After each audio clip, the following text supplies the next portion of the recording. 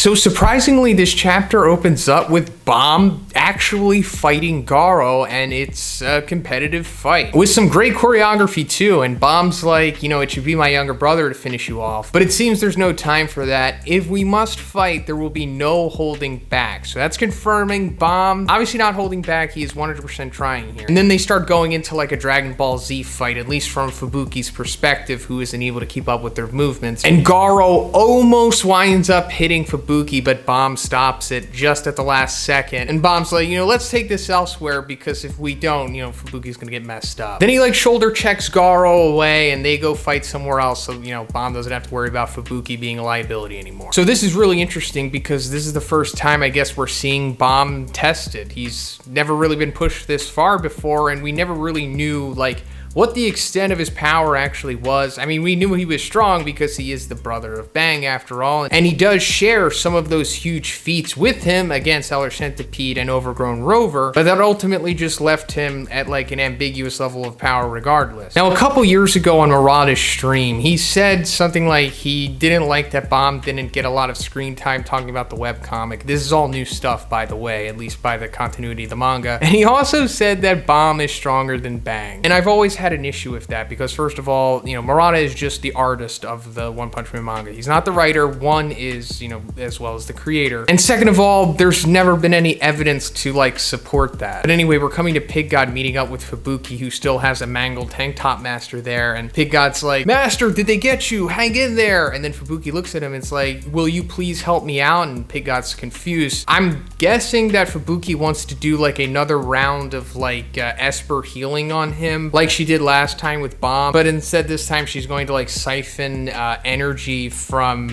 Pig God, I guess, to further heal Tank Top Master. But then we're cutting back to Ground Zero and we're seeing like the massive Black S tsunami about to like engulf everyone, and like Darkshine and the Council of Swords Masters are able to fight back against it. Like Atomic's there, E-Iron, we've got Tatsumaki, and speaking of her, she gets gripped up by like one of the huge Black S. Then Genos comes in to save his girlfriend with an incineration blast, but then Black S comes behind him and like double hammer fists him into the ground. This sequence is just so great because it's really showing the potential of Black S. This is what a battle with a character like this should be. Like a character of this magnitude with this set of abilities. Just one of Murata just knocking it out of the park with this. And Genos is getting knocked to the ground Looney Tunes style by this, but then he like shoots back up to his feet. This is, you know, a call back to what he did against Garou in season 2. But another interesting thing about this little sequence here is that Tatsumaki calls Genos by his name. Before this, she was just referring to him as Demon Cyborg, but you know, now that she's saying his name, it appears that they have grown closer since they've been going back and forth with aiding each other in this arc. Then they get back to back and Genos is like, "Can you still fight?" And she's like, "Who do you think you're talking to?" Then suddenly they start smelling something vile. Even like Black S can't take it. And wouldn't you know it, Vomited Fuhrer Ugly is back. We haven't seen him since his introduction, and he's still upset at Bang, like asking like, "Where's the old man?" And Black S is like, "And you were the one who wanted a murder race, serves you right." And he's like, "Shut it," and he spits on Black S and straight up melts him. Then Darkshine starts going after Fuhrer Ugly with a Super Ally double bazooka, and Fuhrer Ugly does a forearm melting punch to him, and he's like not only matching Darkshine's strength here, but he's also melting his skin. And then he like spits on his chest too. This is huge because Darkshine's skin was like, you know, was some of the highest level of durability in the series. So the fact that Fuhrer Ugly is able to melt him with his new stomach acid ability means that he's ridiculously strong. And like I said, he was like matching his strength on those punches too. And then he says, "This is the digestive power Gums gave me. These feelings of humiliation and inferiority, I'll give you a taste of them too." I'd like to make a video dedicated to Vomited Fuhrer Ugly to like go into detail as to exactly what I think is going on here. But then foolishly, Zanbai from the Council of Swordsmaster goes after Vomited Fuhrer Ugly and gets his sword melted, but then gets his head melted. Like he gets a loogie right through his head and it's over. This is huge because a human has finally died. And somebody in my Twitch chat had told me that like a human had died before, like with Tongara getting killed by Evil Natural Water in the redraws. And yes, that did happen, but nobody cares about Tongara, and he was like a bad guy anyway, and he was kind of set up to die, I guess. But Zanbai is like ostensibly a good guy, and also like a hero adjacent kind of. And I don't want to sound dark, but I'm glad he died.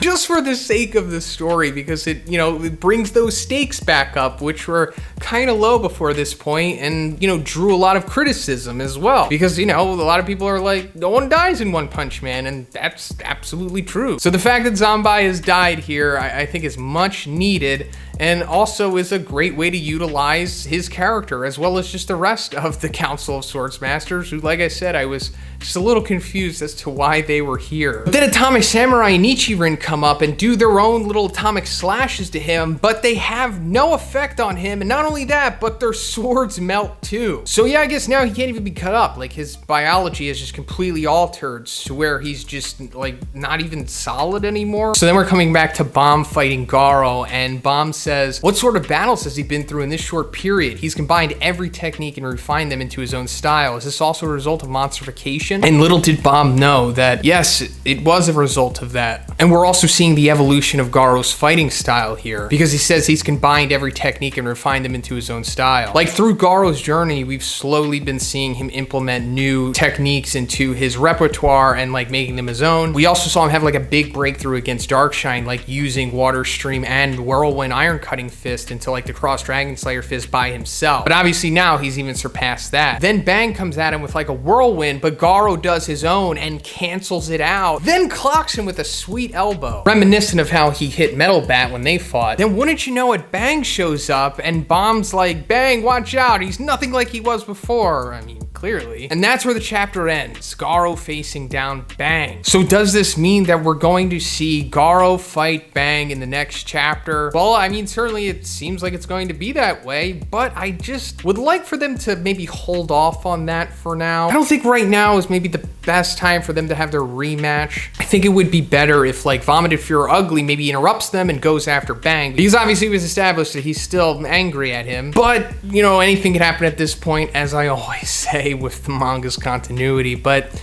that's pretty much it for the video today, guys. Let me know what you think about this chapter in the comments. I personally loved it. Easy 9 out of 10 for me. But let me know what you think. And if you like the video, guys, please give it a like, and please subscribe if you haven't already. Have a great day. I'll see you in the next one.